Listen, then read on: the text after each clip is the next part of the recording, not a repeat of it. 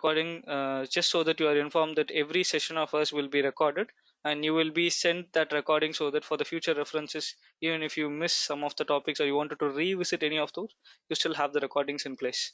Okay, even though it is a demo, you still have the recording with you, just so that maybe in spite of its demo, we are not going to simply leave it as just discussing like it. We'll be discussing about few topics which is very much necessary for you to take forward in this particular stream. So certain key concepts will be discussed today, so that you will better understand whether it is suitable for you to take up this course at this level or not, and also taking a better decision out of it. So yes, maybe we will wait for let's give a couple of more minutes for others to join. But so far, for whom joined, thanks for joining. Myself, I'm Kumar. I'm from Chennai, and I would be your tutor throughout this course for the Revit API in Python. I'm currently working with Bimera as add-in developer, as well as I'm a Revit API specialist who is having around more than 5 years of experience in this stream. And I've been trained multiple batches so far with Bimera. I think this is, if I'm not mistaken, the batch. This will be my 15th batch. So you have previous students attending for like 14 different times.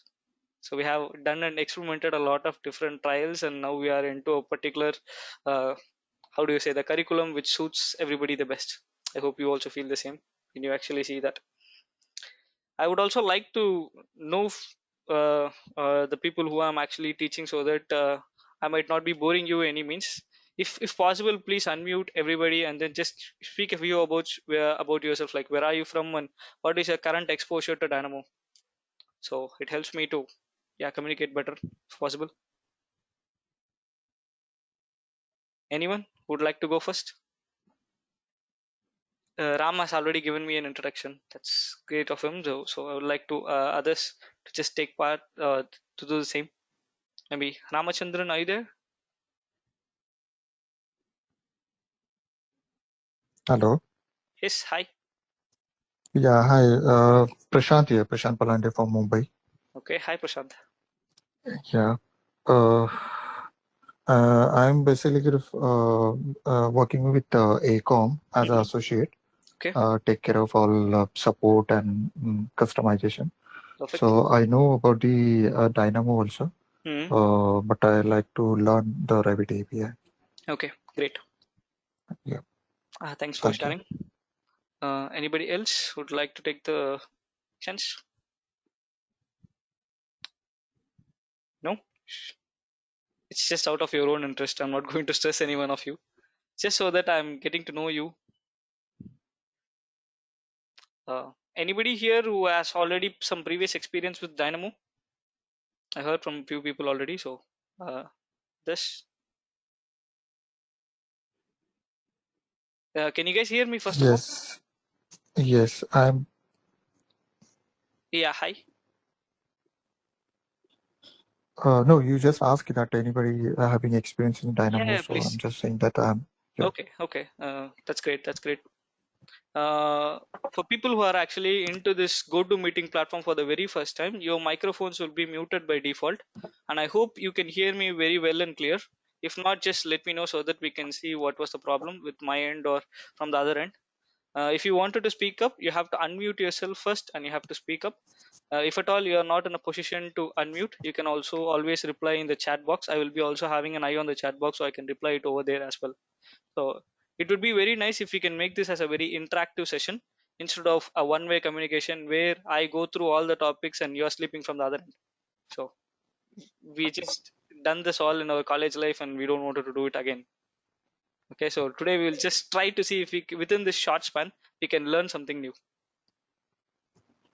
Yes, anybody Just else? I have one query. Yes, please. That these are the, I mean, the demos session or maybe further training. Those should be recorded, right? Yes, it is recorded. Okay. Yeah, as I was saying, maybe just before you joined, it will be recorded and you would be sent the recording videos for future reference.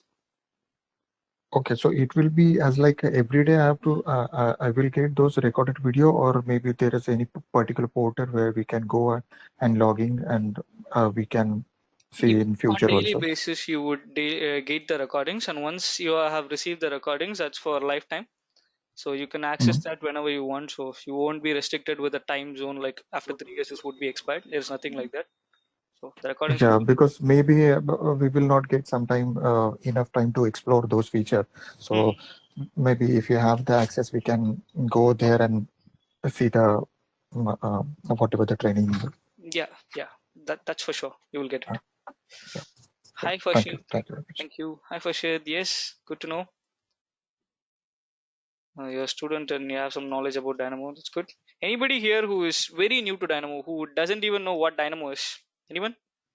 Or just know the name Dynamo and heard people speaking about it, but not having much idea about what Dynamo is? Anyone from that cadre? Okay. No? No one? When I asked people who know Dynamo, there was also no answers. And when I asked people who don't know Dynamo, there was also no answer. Then what category I can classify you? Come on, guys. You I'm can not going to classify eat you. me. I'm a very beginner in Dynamo, Kumar. Okay, that's great. I do have little scripts which I learned from Rajesh. Okay.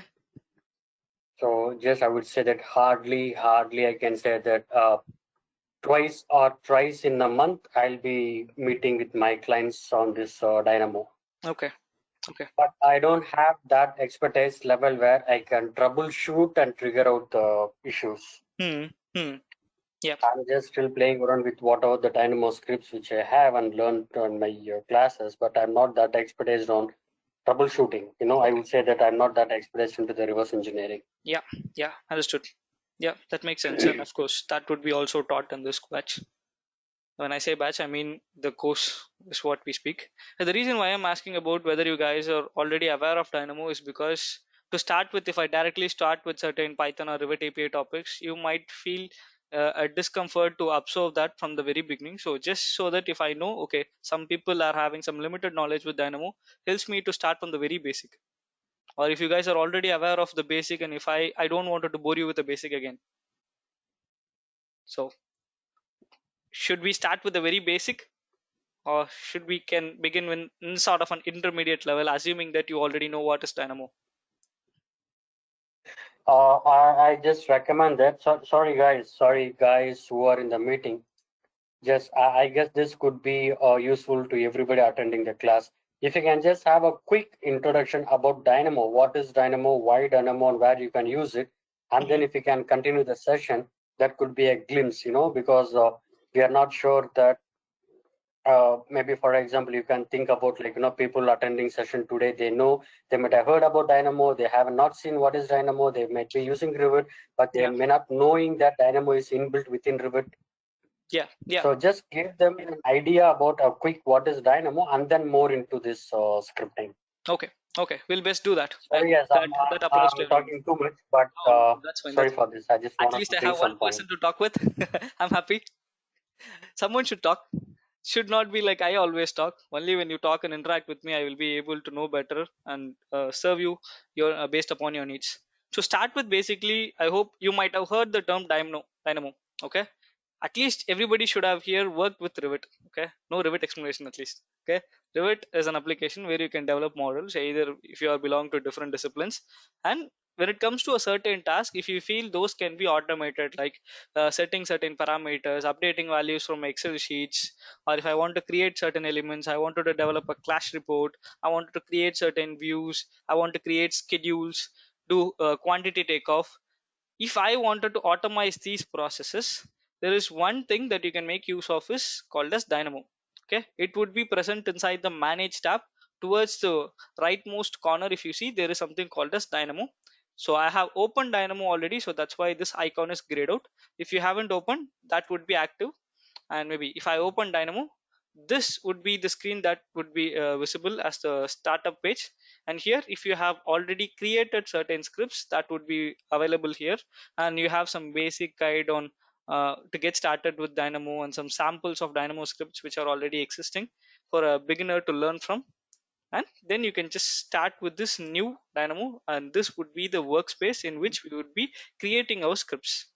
The very first thing I would always suggest everybody who is starting with Dynamo is like, don't always keep this as automatic.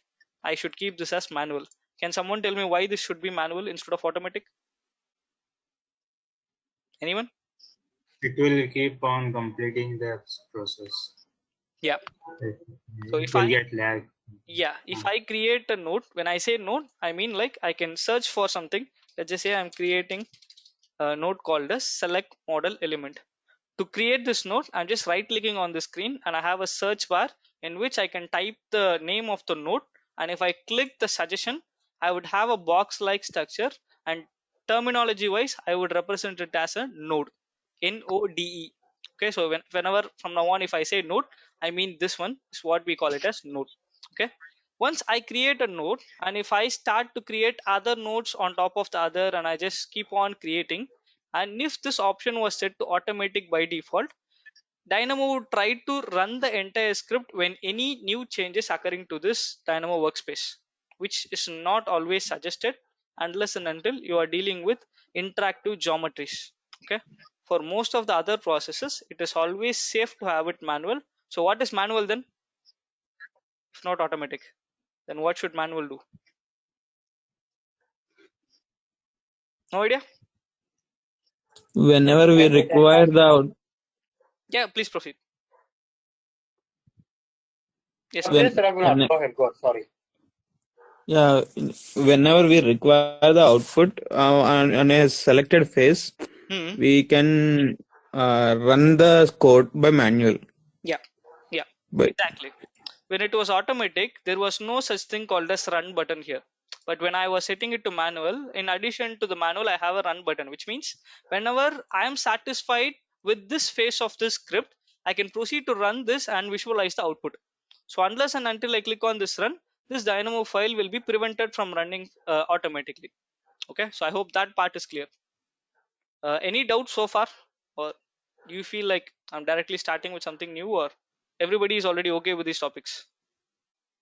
Any quick feedbacks before I proceed? All good?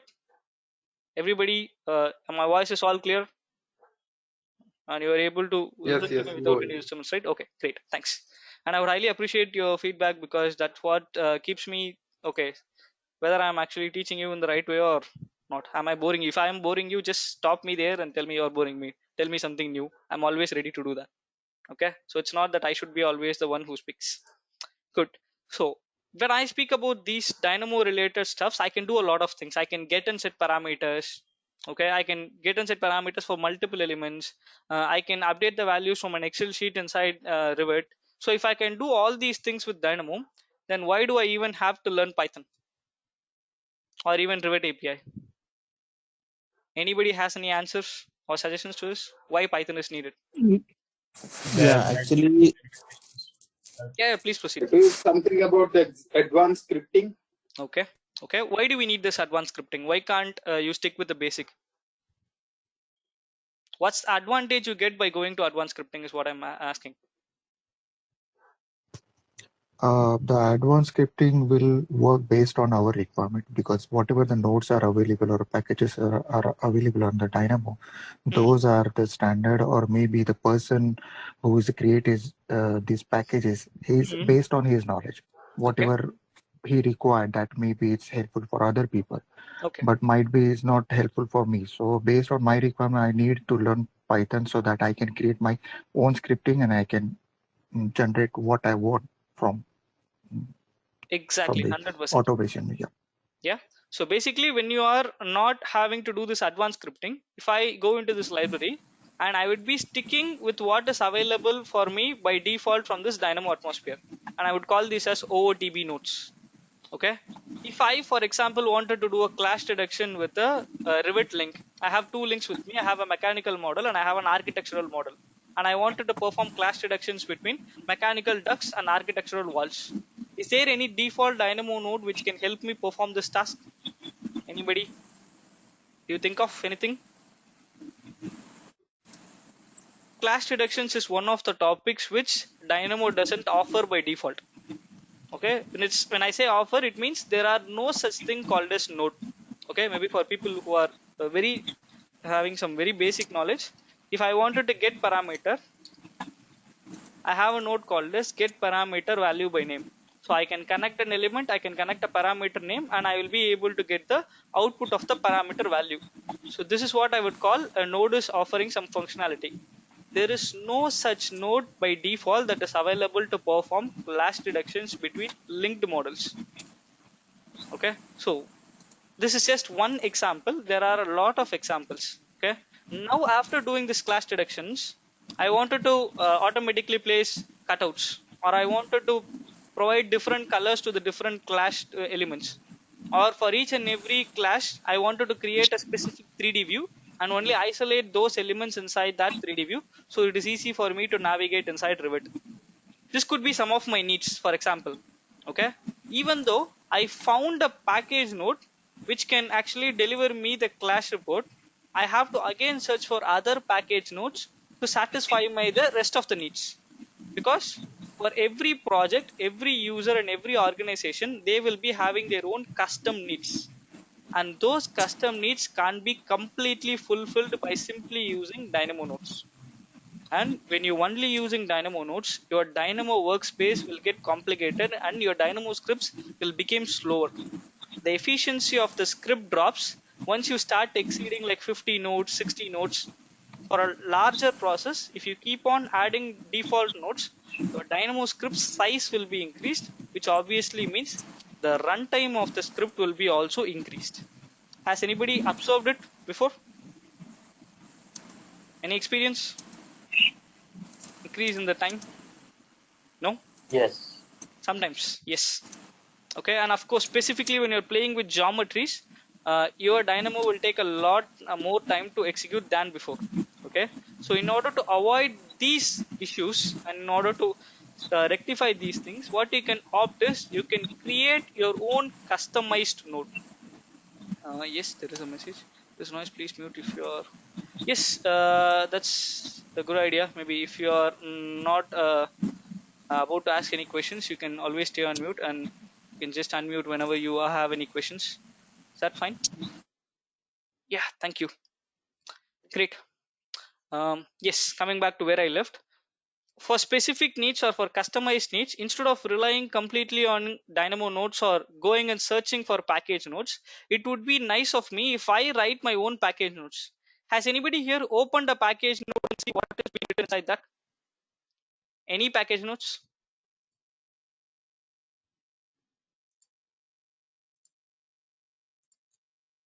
No? No one? First of all, do you know that you can open package node and see what is written there? Package nodes are simply custom nodes, which means it is possible for you to view what is there inside. See, this is a package node Yeah, and this is a default node. Can you see any difference in the appearance? Can you spot the difference? Or does it look similar? Custom node is like layer wise. Yeah. Can you see multiple boxes stacked one before the other for a package node? Yes, right? You can see, right? Yeah, of course. We can see 3 layers behind. Yes, that's the difference. So how can I identify a node as a custom node or it is a default node? By just looking at this appearance, you can see that if it is having multiple layers, I can classify them as custom nodes. For a normal node, I can't right click on them and say edit and see what is written inside this. Okay. But for a custom node, I can right click and then proceed inside this and say something called as edit custom node. I hope everybody can see my mouse. It says edit custom node. And if I click on this, it actually opens me the custom node interface in which this node is created in a way. Okay, this node, what I just pasted here, does not have any scripts within that. So my bad. Maybe if I can just pick something. Let's see, test my luck. Yeah, this is good. So if I go into this custom node, there is something like this. Has anybody here seen this type of screen before so far, or is it new for you? You can just type new if it is very new, or you can say no, I have seen it. How many of you seen this? yeah, this is the Python dialog box. Yeah, Python editor. Yeah, So this is where the Python code is written. So what is this Python code? Any interpretation from here? Import CLR, try, accept, unwrap element. Any idea what this could mean? Does it look haunting? We are civil, mechanical, and electrical guys. How the hell I would be knowing Python? Most of you like that. I was initially in that phase when I started with Python. Okay, maybe I haven't told about my core background, right? I was a civil engineer basically. Okay, when I started my career, I was a civil engineer and I started as a BIM modeler. Okay, then I just transformed myself into a Dynamo developer, and I came to know that Dynamo was not very much fitting for me to proceed further, so I just learned Python. So that was my very first programming language that I learned, because until then I was having no idea, but now I have learned C sharp and now I'm creating advanced add-ins, and now I'm also working as a machine learning engineer. So I also do some machine learning and artificial intelligence stuffs. So if I can do it, then anybody else, it's going to be easy for you to learn programming. It's not that if you are coming from a core background, you can't learn Python. So speaking about Python, what is Python? Anyone? What do you know about Python? No idea? Python is a computer language invented by Vander Russum. Okay, great. Okay, and it is in it, and it has a different multiple modules we can call into program. Okay, okay, perfect. Anybody else? Yeah. What do you think about Python? Don't tell me it's a snake. In related to computer Uh, language, so what is Python? this is the easiest language in the computer. Yeah, 100% is true. Do you know why Python is called the most easiest programming language? When it comes to writing a programming language, it has to be line by line commands. Okay, if I write this command, computer will interpret it in a different way, and then I will be getting a desired output. So which means you have to memorize certain commands, right? Even if you're learning Dynamo, you have to memorize the node names. Yes or no? Without knowing the node names, you can't create scripts. Do you agree with that? No? Yes. True. Even, Absolutely, yeah. yeah, of course, even if you wanted to create a pipe in Revit, you wanted to know in which tab you wanted to go and click the button, or you want to know the shortcut of the pipe command. Only then you can create pipes. Same way, you have to memorize something, but how hard it is to memorize and remember is what classifies a easiest programming language and difficult programming language. On that scale, Python is the most easiest programming language. You have to remember very less. Now we are conversing in English. Okay, the way we are conversing in English and the way we are writing English is the same. We are going to write a Python script. It is not going to take any additional brackets, additional symbols that has to be used. Again, noisy. Yes, of course. Again, please everybody stay on mute. It's a request. uh, yeah, thank you. Yeah, so that's what Python is. Python is going to be very very easy for us. Okay, and I'm not saying this on my own. If you can go to Google and type which is the easiest programming language in 2022, you will of course see Python. Okay, so with the help of Python, we are going to automate Revit. So how does Python can automate Revit? Python is a different programming language. How does Python and Revit are related? It's a question. Feel free to answer anything that comes to your mind. Uh, but as per my knowledge, most of the Autodesk product are using Python languages. Okay, yeah, yeah, that's true as well. How does this node is working? How come this node was able to get the parameter values and give it to us as an output? There has to be some code written on the back end of this node. Do you agree? Yes. This is a software that that Autodesk has developed. So for the software to work, somebody should have written the code. Okay, instead of seeing the code format, we are seeing the user interface form of it. Okay, but in turn everything is actually commands. So if I can write the command on my own, then I will be able to more efficiently utilize all the features. And speaking of what we just left now, how come Python will be related to Revit? That's where we have something called as Revit API. Has anybody here heard about Revit API before? Yeah, application program interface. Okay, that's the abbreviation. But what is API? What is application programming interface? We can customize the software to come up with our own add-ins where we can save a lot of time on our productivity hours. Exactly. Yeah, that's what Revit API is. And API is application program interface where you can use it on a Revit. You can come up with your new add-ins in terms of like finding the clashes or getting the schedules done very quick or finding the duplicated components. Hmm. Yeah. Yeah, that's true. That's true. And that's really a great interface that everyone is missing to learn and everyone is eager to learn. Yeah. Yeah. So we don't want to directly jump into what is Revit API is. We will first have a basic idea of what API could mean. If I want you to ask what is the weather in your particular city, what will you do? If I am asking you what is the temperature in your city, what will you do? Op- Open Google and search. So how does Google Absolutely. was able to predict what is the weather at your residence? Is Google launching satellites or Google maintaining satellites and satellite stations? No. Then how come Google getting the information of weather? Satellites are Geodetic. being launched by either private organizations or mostly government bodies. Okay, and then these satellites are then lent out as services in the form of API.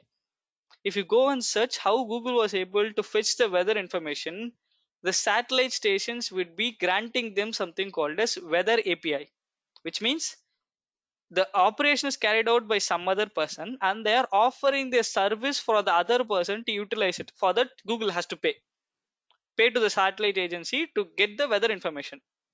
Okay, so how does Twitter work? How does YouTube work? How does Instagram work? Everything is actually having an API running in the backend.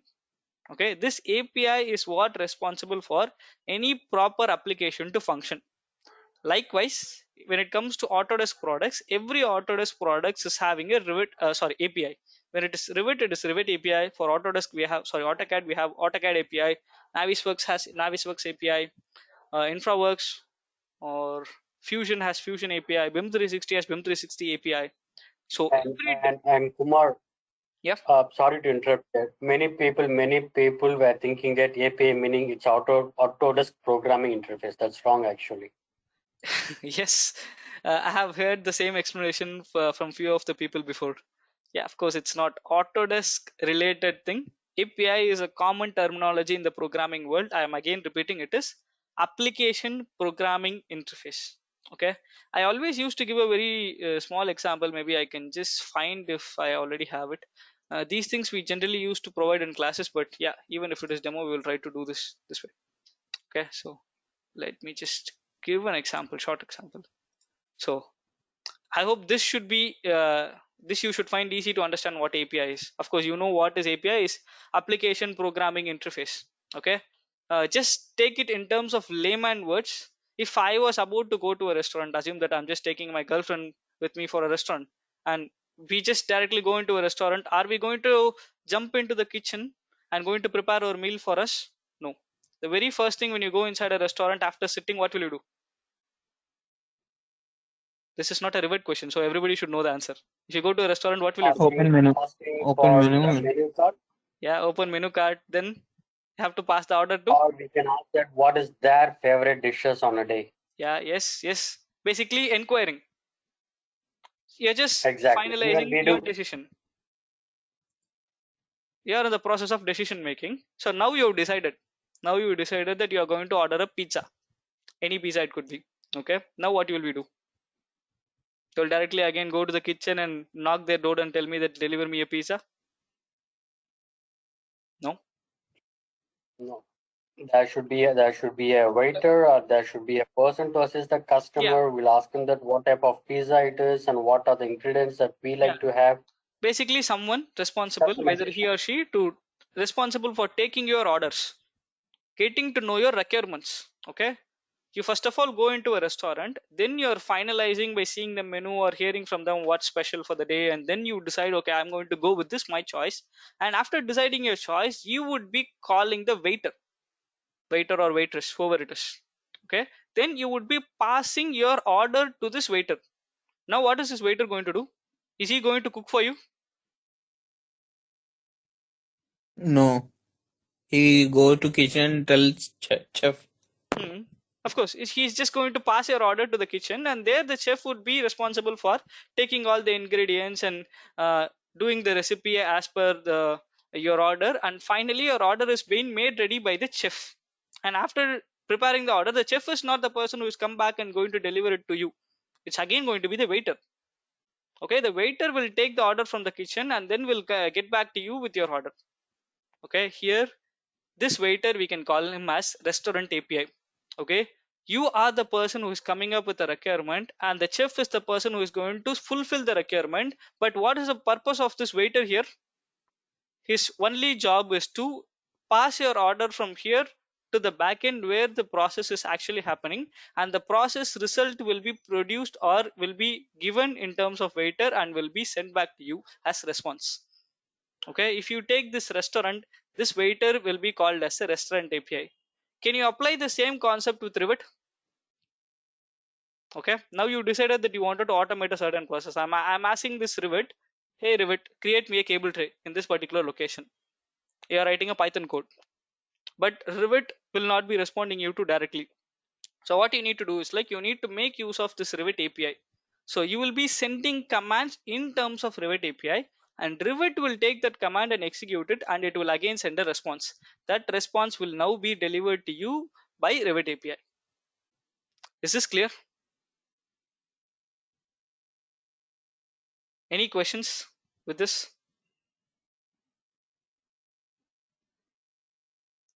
Clear, everyone? No doubts? Nothing?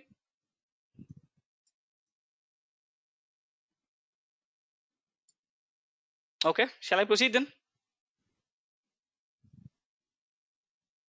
Yes. I hope so in future, whichever the restaurants we go there, we can remember about the API. So please remember. But yeah, this should be a very relatable example. Okay, so now I told you what is Revit API, but basically if I directly wanted to jump in what is Revit API is, Revit API is nothing but commands. Okay, I'm just going to open the Revit API docs. Okay, if you wanted to know where Revit API is, if you just go to Revit API docs and search for it, the very first link what you see is the Revit API docs.com. How many of you seeing this link for the very first time, or any experience with this link? Seen this? Anyone? No one? That's fine. So if I go into this Revit API, I have something called as namespaces. Yeah, it's good that you have seen that, Farshid. Great. So within this namespaces, let's just go into this mechanical namespace. This mechanical namespace is having duct class. This duct class is having duct members. This duct members is having commands. So what is this namespace? What is this class? Why are these classes are grouped inside namespace? What is this commands are called as? And if I click on this command, how will I execute this command by using Python? And this will be your entire curriculum for this batch. Okay. You would be first taught with what is Python. Now you know what is Python. Python is just a programming language. But in order to write something with Python, you have to know some basics of Python. Okay. Just give me a moment. It would be nice if I can just quickly show you this. So we will be starting this with the basics of Python.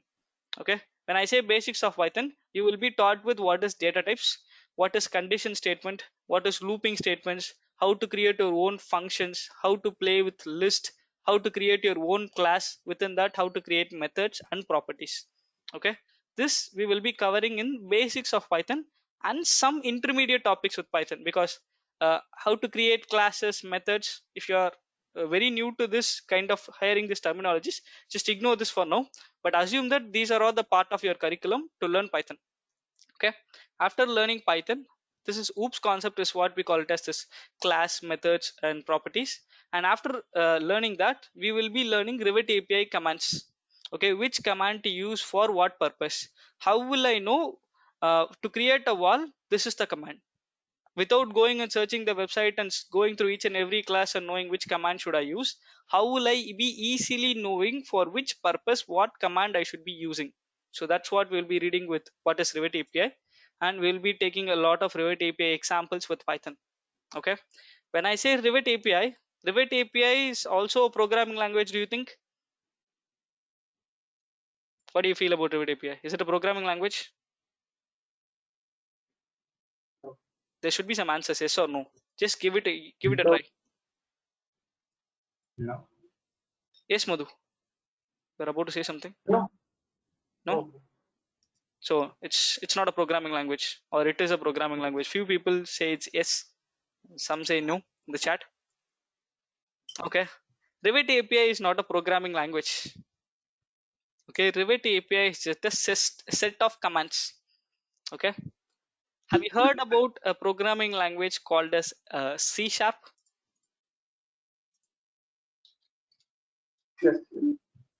Yes, dynamo nodes are mostly made in C sharp. So this is C sharp. When I say C sharp, it's pronounced as C sharp, but when I'm writing it, I'll be writing it with this symbol. Okay, so C sharp is a programming language on which Revit is actually developed. Revit is a software, right? Somebody should have wrote a code to develop this Revit software and how this should work. So Revit is completely developed in a programming language called as C sharp, and Revit API is a commands which are C sharp based commands. Okay, so your main purpose of learning this Revit API is how will I interpret this Revit API by using Python, because Revit API is written in different programming language. Python is a different programming language. So what should be the methodology I should be using to learn this Revit API is what we will be taught with. And then we have a lot of complex examples starting with exports, class deductions, storage stuffs, ray bounds methods. So these complex topics we will be covering after we covered all the basics and intermediates. And finally we will be also, you will be taught with C sharp, basic C sharp. Okay, C sharp can't be taught in just 1 or 2 days. It's a very huge programming language, but you will be taught with C sharp basics and how to create your own zero touch node. What is zero touch node? Let's see if anybody knows it. What is zero touch node?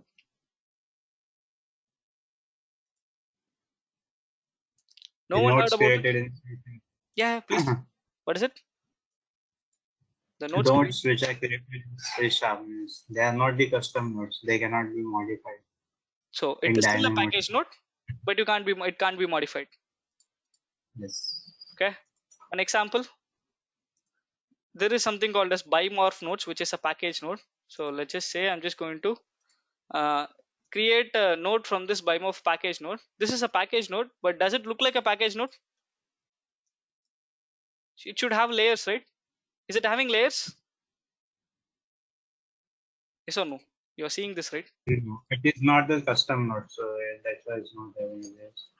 Yeah. So this is still a package node. Package nodes should be custom nodes, right? That's what we've been taught so far.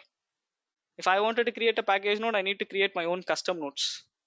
But this package node is not belonging to a custom node and it can't be edited. I can't right click and say edit. Like how I have right click and say edit custom node option. Here, even though it's a package node, I can't edit them because these nodes are created in C sharp and compiled in a different environment and brought in as node within as libraries.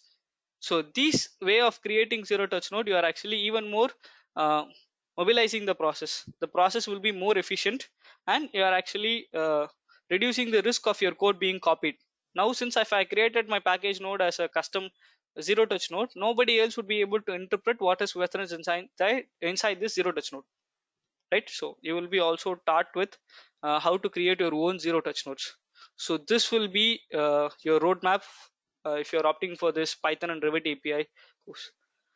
Any questions with this? Anything that you have in your mind, whether will I be taught with this or that? How is that going to be? Any questions on the curriculum?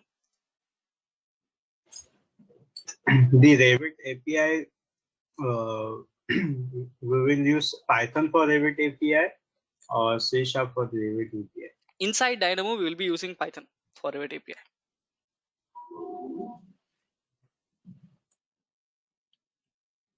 Yeah, anything else? Any other questions? Will it be a node or it will be a add in? What will be that? If you make it with the Python means, what will be the output? What will be the result? Okay, good Like question. a node or it is a Okay, tool? Means yeah, adding. yeah, that's a great question. So I told you if I am going to use Revit API, I can also use C Sharp and all. But within Dynamo, primarily what I will be using is a Python node. Okay, like how I can create any nodes. I can right click on my screen and I can start typing Python, and I have something called as a Python script. Okay, can everybody see this Python node? Yes or no? Yeah. Okay, so if I have created this Python node, I have to write some code within that. How will I able to write some code? Right click, edit, or just double tap on inside this node, and this is the Python editor where I will be writing my code inside this, and I can run my code here. So whatever command I'm going to create will still be present as a Dynamo node, but in this case specifically it is a Python node. So we are not going to develop add-ins from Dynamo. This course will aim you to learn how to create commands in Python as a node. Does that answer your question? Yeah. But we can make add-ins also, right? Yes, of course you can. Not with Python. It's always preferred to create add-ins with C Sharp, but there are options also to create add-ins with Python with some external tools. But if you wanted to create add-ins in the future, the very best thing it is always suggested is learn Python and learn Revit API commands and have some good experience with that, and then proceed to learn C Sharp and create add-ins. At least that's the way I followed, and I find that is very much useful than directly jumping into C Sharp. Yeah, can you please repeat what you said now? If you are a person who is willing to create add-ins in the future, it is best that you start with Python, Python, learn all the Revit API commands and how to use them within Python. Then when you forward to create add-in, the same Revit API commands you will be using, but you will be writing it in a different programming language called as C Sharp in a different environment outside Dynamo. Okay, but understanding Revit API commands and learning how to read the Revit API docs in an efficient way is very much necessary for you to create add-ins.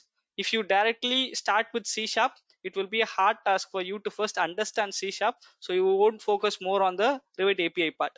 So what I would always suggest people is learn Python, get familiarized with this Revit API in Python environment, then it will be easy for you to write add-ins. Got it now? I think it's Raghunath. Yeah. I would like to know if we can cut a floor or wall with a void profile to model precast elements by using Python. Yes, we can. When I say floor or wall with a void, in the sense void can be an element or void can be an extrusion what I can make. So yes, that is possible to create.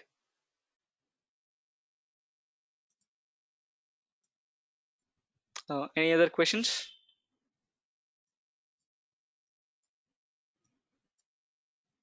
Shall I proceed? I will just show you some basic examples with Python so that you are also aware of what Python is.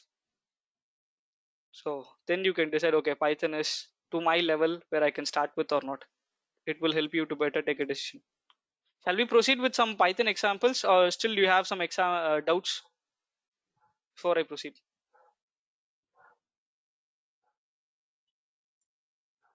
Could you cover it in this training? Actually, if I was directly going to take an example, what you are asked for, and write a Python code, it will take some time and it will be very, very difficult for people to understand because it needs a high level understanding of all the Revit API commands. So if I directly bombard you with more information today with such example, there is high possibility that you don't okay, not today, maybe in training. Of course, yes, why not?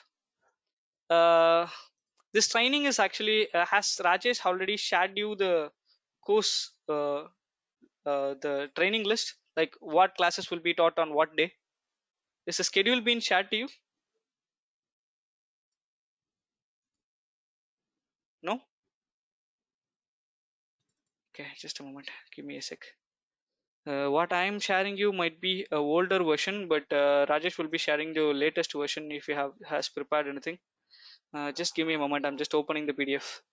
The reason why I'm actually going to show you this is we have a certain set of 3 classes completely dedicated for taking a live project from the students. Okay, the students will tell us examples what we should create inside this training, and we will be sitting and creating that within our training. Okay, this is the last 3 classes. Okay, setting up project and setting up project, you have 3 different classes for completely setting projects, and that project will be the suggestion will be taken from the students. Okay, but the course curriculum would be like I would be starting with Python. The first day will be morely related to Python. The second day will be data types, variables, operators, working with list, looping. So for the first week you will be completely taught with Python, because to proceed with Revit related examples you first have to familiar yourself with basic syntax of Python. Then after that, we can directly jump into the Revit API libraries. What is Revit? What are the different tools you, in addition to which Revit you need for writing Python codes, and element filters, parameters, creating elements, element modifications, working with views, class deductions. You have 2 classes. Ray projection. This is also sort of class deduction. How to open a document without even actually opening a Revit file. If I can provide a path of the file and can I directly open the document, it's possible with Python. And after opening a document, can I automate the NWC, IFC, DWG exports overnight? That's possible. How to store informations within Revit for future use, how to create your own user interfaces, and directly going into Visual Studio and creating a zero touch node.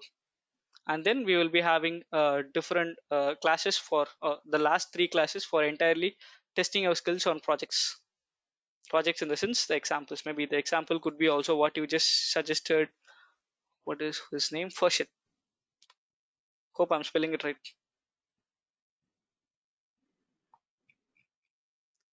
uh, any doubts with this curriculum? Any questions on this? I should not say doubts, maybe queries. No. Okay, sweet. You will be having classes like 1 hour daily. It can go till 1.5 hours or 2 hours if necessary. If you have a lot of doubts, we are going to cover. So minimum it will be 1 hour to at least 1.5 hours most of the time. And you will be getting the recordings of each and every session on the next day. And whatever Dynamo scripts which we are creating inside this class on all the reference materials what we are discussing will be shared to you. And all these materials are going to be for lifetime access. You are not going to be restricted with any certain deadlines, like after 4 or 5 years you're not going to, your license will expire. Maybe perhaps if you are a person who attended trainings with Rajesh before, you would have known this pattern. Is it an everyday training or even weekends? Sundays we don't have classes. Most probably it will be Monday to Saturday. Every day there will be classes. If it is a public holiday, we don't have classes on that day. And the class timings are the same timings what you're attending right now. It should be 8:30 to 9:30 Indian time. Any other queries? No.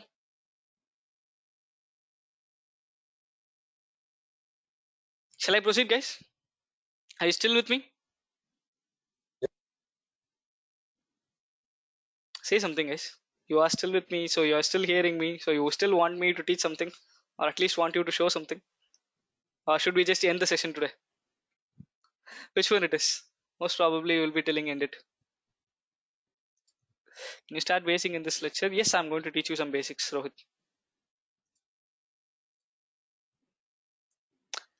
Shall we proceed, guys? Great, great. Yes. I Yes. Okay.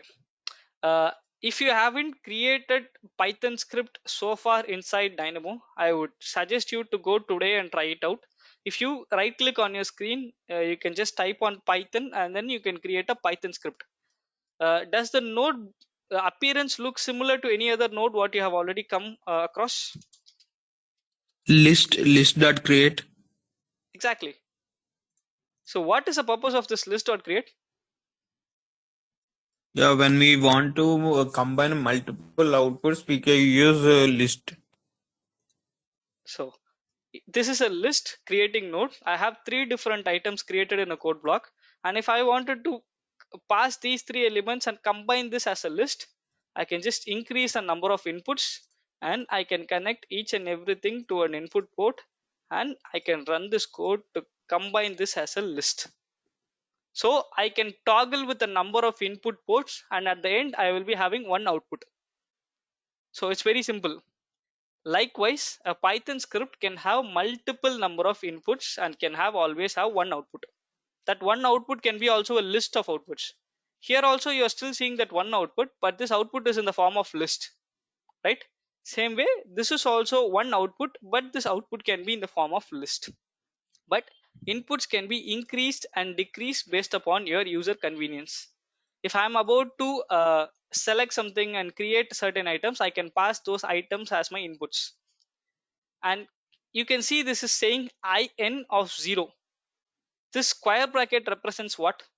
Anyone? List. It, anybody here who knows what's code block? Index number. Yeah. So inside this is index number, of course. I hope you know what is code block and how to create code blocks, right?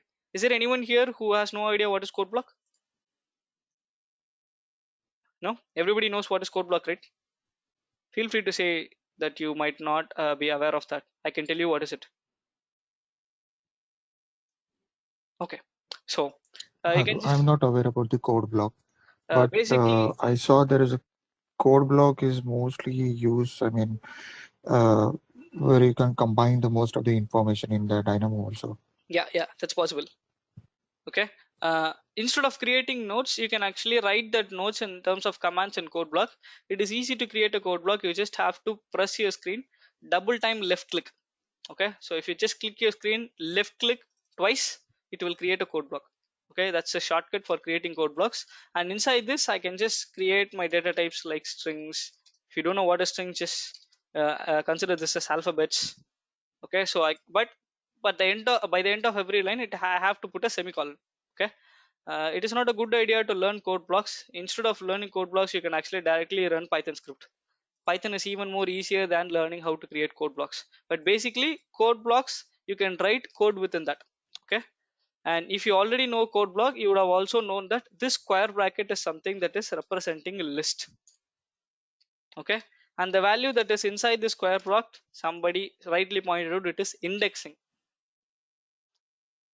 If I give you a list, let's just say list of 10 numbers 1 to 10, what is the first item inside this list? 1. Second item is 2. Last item is 10. What is the position of the first item? If I'm going to count it, should I be counting it like 1 2 3, or should I be counting it like 0 1 So 2 3? starts from 0. So some of you already know. Others, if I'm going to count something in terms of programming, I won't be generally starting my count with 1. Should not be like 1 2 3. It will be 0 1 2 3. So the first position inside a list will be always 0. So that's what it says, input 0. Input 0 in the sense the first input is what represented as input of 0. Okay, and if you have you can just double tap on in this Python script in this area. Okay, if you double tap inside this name, it will ask you to rename it, so don't double tap over there. Just double tap in this empty space. If you click on here, you will now be able to open this Python script. And don't be scared by looking at the code what I have already written here. This is a predefined template which I created for my own. But if you are creating a Python script for the very first time in your PC, you won't find all this code there. There is a process on how to set up this template code. Again, that is also a part of the training. But just so that you don't be overwhelmed on the very first day, just ignore those codes. Okay, anyways, you are going to taught all these things. Okay, so this is the editor in which I will be writing my Python codes. Okay, so I can just create an input. Let's just say I'm going to connect 1 2 3, and I'm going to connect it. And if I can run the script, running the script, I can also run it from here and also from here. Okay, both will do the same job. If I run the script, whatever I get as an input will be directly given me as an output in the form of 1 2 3. So if I just change it from 1 2 3 to 4 5, and if I run the code, and what input comes here by default without making any changes to this Python script editor, this will directly be outputted as it is. How is that possible? Any idea? How come this input is directly represented as the output? Can you see in line 38? Is the font size visible to everyone? Is it clear? Is it readable or not, guys? Can you read line 38 for me? No, little bit issues. Zoom actually. Unfortunately, the problem is like we can't maximize the font size here. We tried a lot of things, but it's not possible. This is how it is. Maybe I can just keep it in the center. If you are attending it from this go-to meeting, you should have this plus minus icon on the screen, right? You can just use this plus to a little bit zoom from your end. Do you find that plus zoom icon? Yes. Now a little bit okay.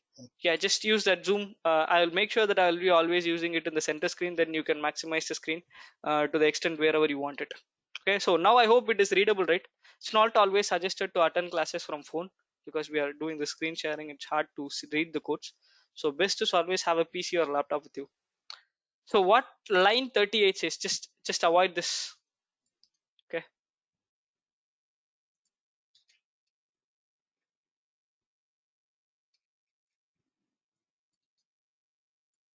Okay. So I'll just call this as input. Okay. And just avoid this Just unwrapped. one question is here. Yes, please. How to attend this same session on the laptop or PC? I mean, because I have received a message that you can download this app and just connect it. Yeah, of course. You would have downloaded, you would have got the link. If you just click on the link from your laptop, it will ask you to download the app, or you can also attend it from web if you want. So No, if you because I received most of the message on my WhatsApp. That's the reason. you can also use WhatsApp web if you want to open WhatsApp, but uh, you have to find this place somehow. You get that linked inside your laptop. Okay. Okay. So then you can Thank you. of course get it. Yeah. Great. So, but if you are attending from the phone for today, that's fine. But make sure for the real classes you try to make it in big screens. Okay. So Yeah, because the Python, when we go for those line numbers, that's very difficult to yeah, yeah, read that. it's So, highly understandable. For now, I'm just going to help you with what is present, and I'm going to always redirect you with what the line says. But it's highly suggested with big screens. But yeah, today it's fine. In line 77, I'm just going to say input, and I'm going to say it as in of 0. I have written in caps, and I'm just saying in of 0. So this in of 0 is what connected here. Can you see this in of 0 here? See it or not? Can you see the Yeah. mouse pointer, everyone? So it says in of 0. What does in means? Any clue? Any idea? What? Input. Of course, input, right? In means input. Out means output. Quite simple. Okay. And I say in of 0, which means first input. So I'm just going to take this first input and assign it to a variable. This I would call it as variable. Again, detailed explanation inside the training. I can assign it to a storage class. I can just say a is equals to 10, b is equals to 50. You would have did this in your mathematics class, right? Let's just assume x is equals to 0. Physics and mathematics. You know these variable assignments. Heard about these variables, right? Before? School, colleges, anywhere. Yes or no? Some might feel yes. Yeah, in Dynamo sessions also we have done this. Okay, that's great. If so, then that's perfectly easy for you to get related to it. But if you're not, just go back to your school or college days. There, if you have attended your max classes without sleeping, then they would have said assume x is equals to 0, assume mu is equals to that, gamma is equals to this. Okay, all boring max classes are like that. Here, we are going to use that concept. So we are assigning the input to any variable. This a variable, I'm going to call it as input. So this input, I'm going to copy this and I'm going to say out is equals to input. So now this flow is maintained. Okay, now in place of input, if I can just say I can just say output is equals to I. So what I'm going to name this variable is not a big deal. You're just creating an alphabet, and for that alphabet you are assigning this input of 0, and output you're just using the same alphabet. So that whatever I give as input will be now given to me as output. Okay, this is how Python script works, the mechanism. Understood this? Any doubts?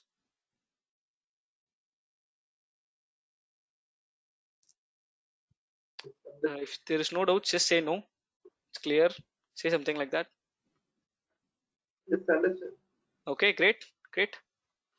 Others, everybody is understanding? Only if you are responding. Okay, good. Okay, so this is how the Python node works. I'll just give you some idea about data type and we will just end it for today. Okay, we don't want to go much depth into it. It's already time. So if I am going to create instead of this numbers, I can also pass alphabets, but alphabets has to be always within quotation marks. Do you know why?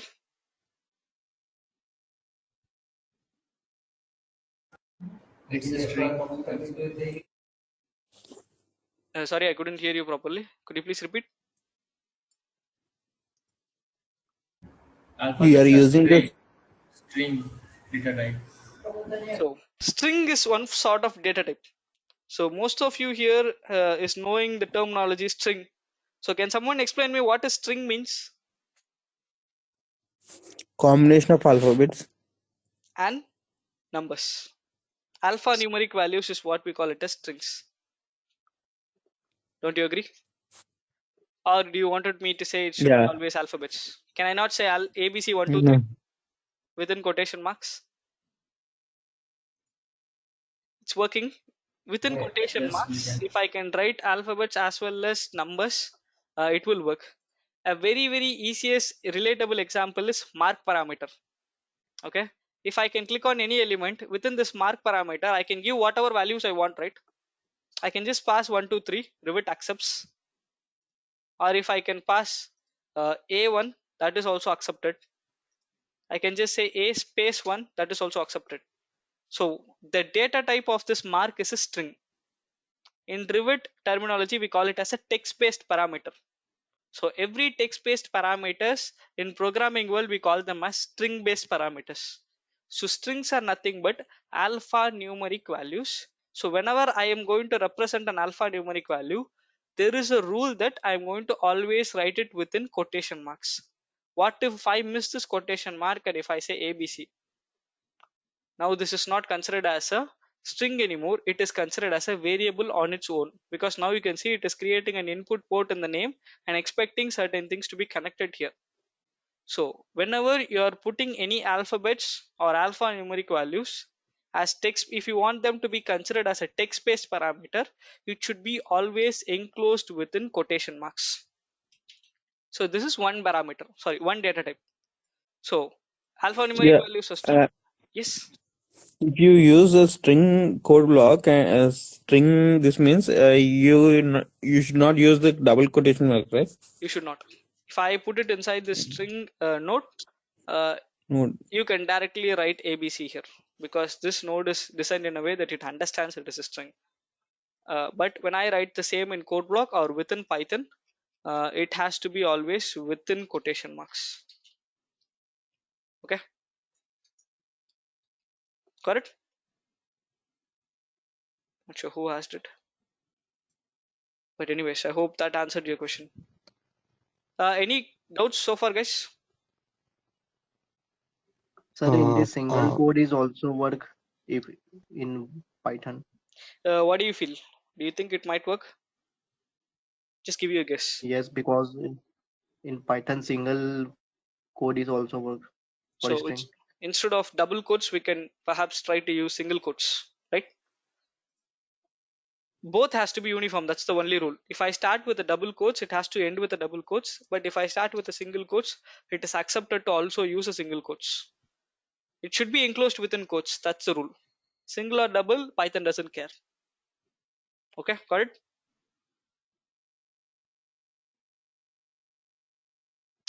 Any questions so far? No? In place of out, whatever I'm giving will be the output. Okay, I can just say out is equals to 10 and I can expect output is equals to 10. Do you think is it possible to say out is equals to 10 plus 20? What do you think? This would work or not? Work. If this would work, I will give you two options. Will it be outputting 30 or will it be simply printing 10 plus 20? Option A or B? 10 plus 20. And plus 20. No, sir. It will print 30 because it's Python. It's no the arithmetic operators. Okay. Okay. What about others? What do you feel? Could be 10 10 plus plus 20 as it is or 30. Yeah, proceed. 10 plus 20. 10 plus 20. It's quite obvious, right? I'm just writing 10 plus 20, and of course, whatever I write inside the output should be the output directly, right? But in turn, Python is little bit intelligent than a code block. Okay. Okay, of course, in the code block also it works, but when I say 10 plus 20, if I ask you 10 plus 20, you would also reply 30, right? You would not directly tell me 10 plus 20 as a reply. You know, when I say 10 plus 20, I'm going to add 10 with 20 because plus is a mathematical or arithmetical operator. Terminologies again. Okay. When I say 10 plus 20, obviously Python does the computation for us like a calculator and then gives us the end result as 30. Okay. So with being said that, can I use any other operations other than plus? Can I say 10 minus 20? Now, what would be the obvious result? Minus 10. Minus 10. Do you think minus values are accepted in Python? Okay, I will give you two options again. Option A, it is minus 10. Option B, it's plus 10. A or B? Minus 10. Minus 10. So nobody thinks it's positive 10. There is a concept of whole numbers. No, it is minus 10. So minus 10 is also fine because either the value is positive or negative, that is not a problem. Okay, this whole number values, we call them as integers. Okay, that is also one data type. Decimal values, we call them as floats. Okay, but again, more on that during the data types classes. But there are different data types with which I can actually play with Python. Okay, any doubt so far?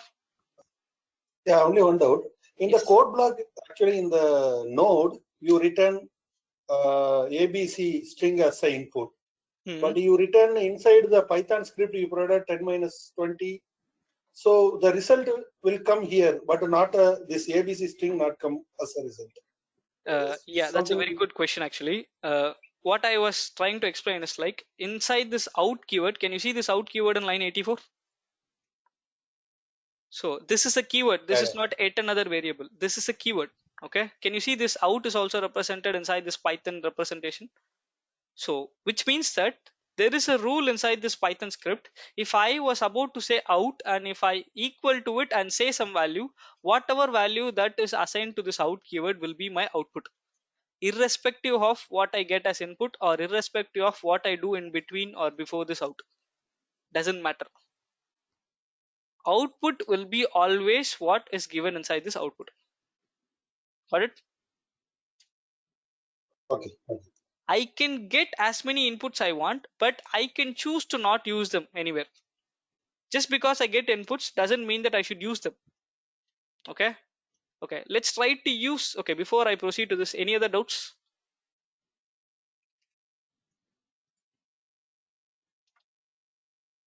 No? Say no if you don't have any doubts. It helps. Okay. So I'm just going to pass a variable, pass an input as 10, and I'm going to store it in the variable a. And if I say output is equals to a, I will give you two options. Option A, it will print 10. Option B, it will simply print a. Which one it is? 10, I think. 10 or a? 10. 10. So now you are understanding that Python is little bit intelligent. So when I say a is equals to the input, which means the input value will now be stored in the variable a, and when I say out is equals to a, 10 will be displayed. Can I say a plus 15? Do you think this would work? 25. So which means it would work. Don't you think it's little weird to actually add an alphabet with a number?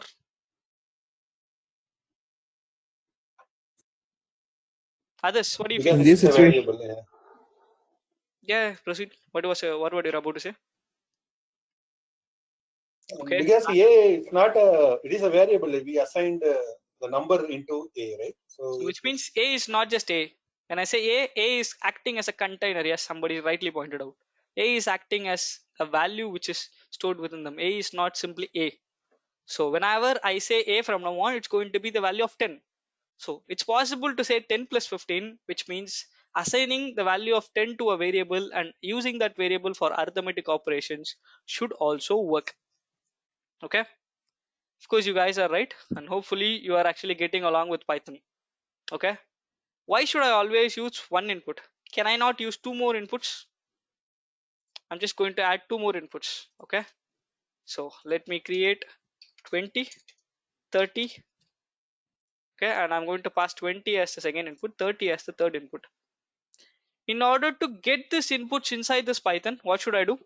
I'm going to create a new variables A and B, B and C. How to create it? Any idea? I'm going to bring the values from the input inside this. How to do that? For the first input, I said A is equals to input of 0. For the second input, how should I do it? B is equal to in brackets 1. Should it be 1? 1, yes. Why it is 1? Because Second it input has is been connected here. Exactly. second. Okay. Second input port says in of 1. Can I say in of 1 in small case? No, it won't. So whenever I say it's a keyword, it should be exactly same as it what represented. So it should be in as it is. Programming languages, everything is case sensitive. So you should not be dealing very lethargically with respect to cases. In lowercase and in uppercase are not same. Okay, so this is with respect to second input. I can also create a third input. And now, can I say A plus B plus C? What do you think? Will this work? Yes. So the output would be, what is it? 60. Good. So output would be 60. Can I say A minus B plus C? Now, what will be the input? Sorry, output. First of all, is it possible? If possible, what will be the output?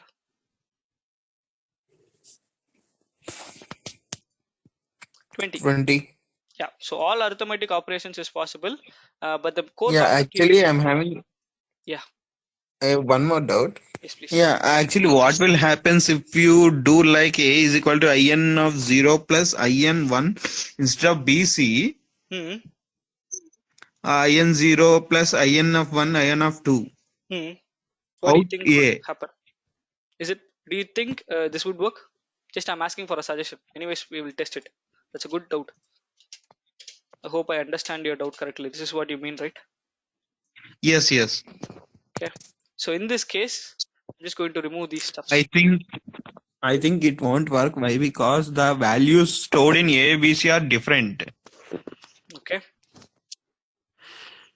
I'm just directly creating a variable and I'm saying input of 0 plus input of 1 plus input of 2, and I'm using that variable.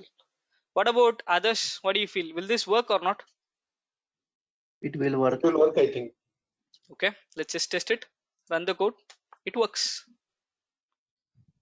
See, getting inputs and storing it in different variables, if it is working, creating one variable and performing the arithmetic operation directly with the input should be also working.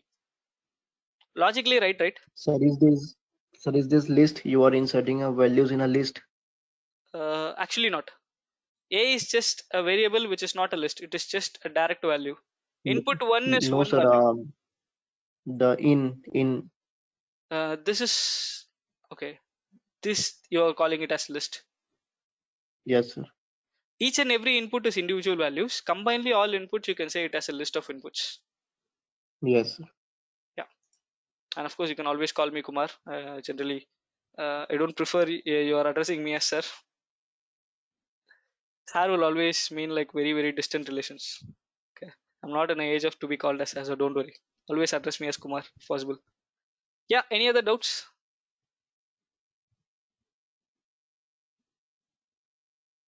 No? Clear so far, guys? How are you feeling so far? Is this understandable, or is it you're feeling very Ye- weird and very difficult? It is understandable. Okay. Others? Wanted to hear from others as well. What you are feeling? Understandable. Is Yeah, Python it's difficult? understandable. It's good or bad? Okay, it's okay. It's okay. It's understandable. It's good. Okay, I'm not going to confuse you more. Okay, we will just end this demo with this topic. There is whatever actually I taught so far will be detailedly explained, because for one particular class I'm entirely going to explain only variables and data types and the rules and regulations. Okay, this you can consider it as just a glimpse of, now you know how Python script actually works, what is input and what is output, and how are actually playing with this and how variables work. But again, this is what we will be dealing in depth for each and every class. Okay, I'll just ask Rajesh to forward you the PDF what I just shared with you. He might be also sending you a latest version of it. So just have a look at them. And I also explained you the class structures and the class timings and how are we going to proceed from there. If you feel that this could be a cup of tea and you will be able to understand it, and you might feel that you can learn new things out of this batch, you can feel free to raise the same to Rajesh and then just join the batch. Any questions before we leave? How was this session today? Do you find it useful? You can always Kumar, say one no. doubt. Yes, please. Starting, Rajesh has said that what's the difference between the Revit API developer and a certain software developer? Like, if coming to API, Revit API, Hmm. how much we need to be learned Python language, programming language, and Hmm. some percent.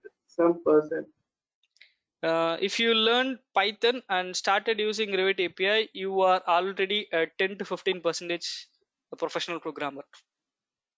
Okay. Okay.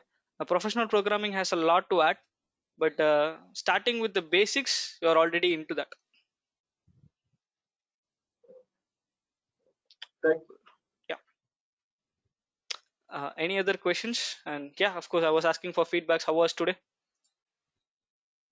Useful, very useful. Yes, thank you, thank you, thank you, Farshad. Thank you, Raghunath. Thank you, Nagarjuna. That's really great, Kumar. Thank you so much for your effort taken for this demonstration. Thank you, Shiv. Thanks for your So feedback. eagerly we are looking out for the classes and the batch timings.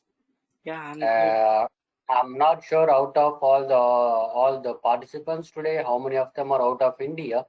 Let's see the class timings also, which considerable, like managing within my working time as well.